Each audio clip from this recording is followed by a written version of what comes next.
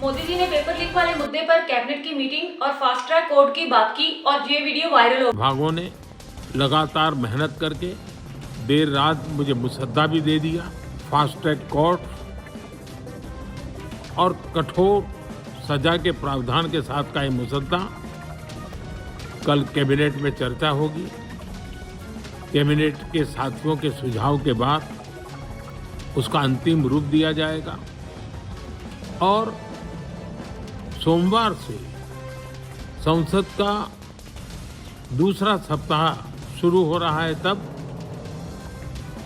जल्द से जल्द उस बिल को सदन में पारित कराने का प्रयास किया जाएगा। इसके साथ साथ सोनम वांगचुक की भी वीडियो आ गई। उन्होंने भी पूरे 26 दिन बाद अपना अनशन तोड़ा। आखिर जेनजी जीत गए। स्टूडेंट्स ने मोदी सरकार को बता दिया कि सरकार का काम जनता की आवाज सुनना है, ना कि किसी को डराना धमकाना।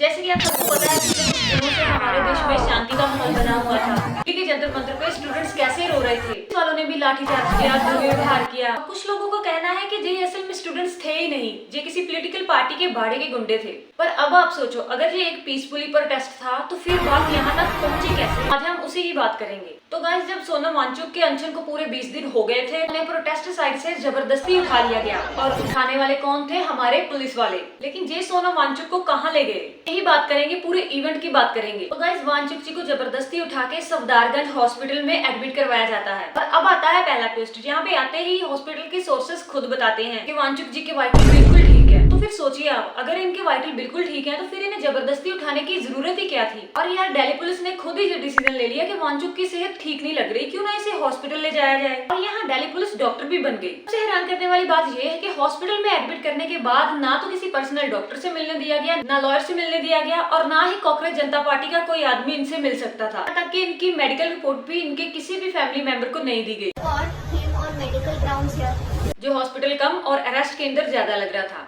अब एक बात ये भी है, जब सोनम वांगचुक के साथ ये सब हो रहा था तो तब अभिजीत दिप्के कहाँ थे? और अब ये बताया जा रहा है कि उनको तो झंडावाला में ही रोक दिया गया था। और वहां से वापस आने के बाद उन्होंने ये भी इल्जाम लगाए हैं कि मेरे साथ मारपीट भी हुई है। जब वो वापस आए तो उनके साथ एक और हादसा होता।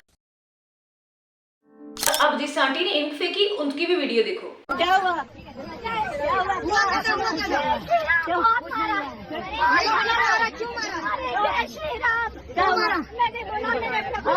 और आंटी जी का कहना है कि प्रोटेस्ट वालों ने इन्हें मारा था, इसलिए इन्होंने ये सब किया। एक सेकंड, ये शक्ल तो कहीं जानी पहचानी सी लगती है ना। आप लोगों ने भी इन्हें कहीं देखा है तो फिर तो आप समझ ही गए होंगे।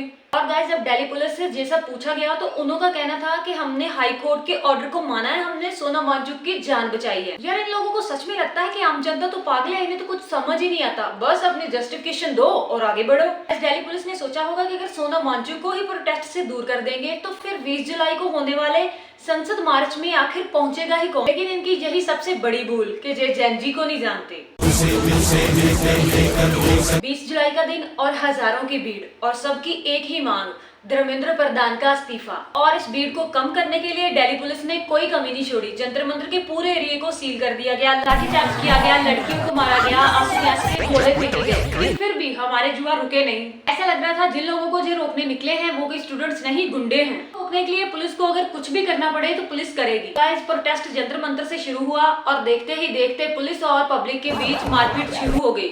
और केरला हाउस पहुंचते पहुंचते जब प्रोटेस्ट में और भीड़ जमा होने लगी तो पुलिस ने लाठीचार्ज करना शुरू कर दिया। लोग डरे नहीं, मार्च आगे बढ़ता गया और पार्लियामेंट स्ट्रीट पुलिस स्टेशन आने तक लोगों की गिनती 50,000 से भी बढ़ चुकी थी। और फिर प्रोटेस्टर को आगे जाने से रोका जाता है, लाठीचार्ज किया जाता है। फिर कुछ टाइम बाद कांग्रेस जनता पार्टी के लीडर जेपी नड्डा के पास जाते हैं अपनी डिमांड्स लेके। जेपी नड्डा प्रोटेस्ट को बड़े ध्यान से देखते हैं। को देखते हुए कहते हैं कि तुमको सरकार इंटरनली देखेगी और फिर बात करेगी। मतलब इस मीटिंग से कोई भी पुख्ता रिजल्ट नहीं मिला। शाम होते होते और लोग भी प्रोटेस्ट में जुड़ने लगे और पुलिस ने पूरी कोशिश की जंतर मंतर को खाली करने की। सडनली स्टूडेंट्स को गायब होते देख के अभिजीत दिप्के ने प्रोटेस्ट वहीं रोक दिया। अब तक जो भी प्रोटेस्ट में हुआ मैंने आपको क्लियरली बता दिया। और अब देखें कि प्रोटेस्ट में और क्या क्या हुआ। मार्च के दौरान पुलिस ने लोगों के ऊपर लाठीचार्ज किया, आंसू गैस के गोले भी फेंके। जो वीडियो सबसे ज्यादा वायरल हुआ उसमें ये है कि पुलिस की लाठियों के ऊपर कील भी लगी हुई थी। आप सोचिए कि पुलिस कील लगी हुई लाठी से बच्चों को मारने आई थी कि यहाँ प्रोटेस्ट की व्यवस्था सुधारने। पुलिस ने बड़ों को तो मारा ही मारा, साथ में छोटे बच्चों को भी नहीं छोड़ा। यहाँ पे थे, इन लोग का ही हाई वोल्टेज का करंट छोड़ दिया गया। जानकारी आपको भी मारा? मारा मेरे को, मेरे मारा और हाथ फोन तो तोड़ दिया। बहुत तेज लगा। यही नहीं, पुलिस ने लड़कियों के साथ भी बहुत दुर्व्यवहार किया। लेडीज के जेंट्स कांस्टेबल मैंने खुद देखा अपनी आंखों से। पुलिस वाली कह रही जल्दी ले जाओ वरना खाने में जाके ठंडा करके मारेंगे तुझे। अरे बहन बेटे को बहुत गंदी गंदी गालियां दे रहे हैं, कह रहे प्रोस्टिट्यूट साली यहाँ आ गई मारने गई। तो माना कि पुलिस को ऑर्डर मिला होगा कि ये सब रोकना है, लाठीचार्ज करना है, लेकिन क्या पुलिस को ये भी ऑर्डर मिला था कि लड़कियों के कपड़े फाड़ने हैं और उनके साथ ऐसे बदतमीजी करनी है? यार ये सब देख के ना दिल बहुत दुखता है। सामने बच्चे खड़े हैं अपने हक के लिए लड़ने के लिए, सामने किसी की बहन खड़ी है, इसने गाइस बहुत हैवानियत दिखाई इस प्रोटेस्ट में। बच्चों को कितना बुरी तरह से मारा यार।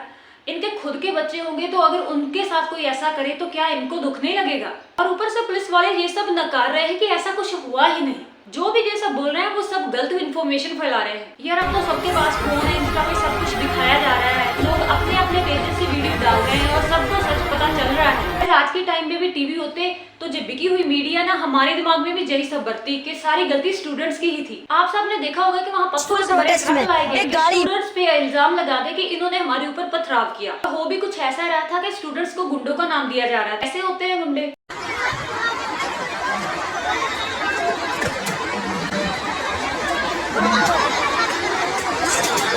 स्टैम्पीड हो जाएगा भाई। क्वेश्चन ये भी है कि जब ये सब हो रहा था तो कांग्रेस जनता पार्टी के लीडर कहाँ थे? तो जेपी नड्डा के साथ मीटिंग में व्यस्त थे और जे रहा तीसरा। ये सिंपल, आप क्यों नहीं गए? मैं जंतर मंतर पे भी आज क्यों नहीं गया? आप यहाँ क्यों घूम रहे हैं मुझे ये तो बताइए। वहाँ सब लाठी खा रहे हैं और आप यहाँ घूम रहे हो हैं? ये बाकी लोग वहाँ लाठियां खा रहे हैं और जय महाशय यहाँ बर्गर ठूस रहे हैं। चलो ये काम तो कांग्रेस जनता पार्टी ने बहुत बढ़िया किया कि इसे निकाल दिया। दूसरी ओर देखा जाए तो स्टूडेंट्स ने भी पुलिस को काफी मारा है। खैर अब जैसे जीत गया है, धर्मेंद्र प्रधान ने भी इस्तीफा दे दिया है, इसमें चारों ओर खुशी की लहर है। तो ठीक है गाइज, मिलते हैं मेरी नेक्स्ट वीडियो में। अगर वीडियो अच्छी लगी तो वीडियो को लाइक और चैनल को सब्सक्राइब करना मत भूलना।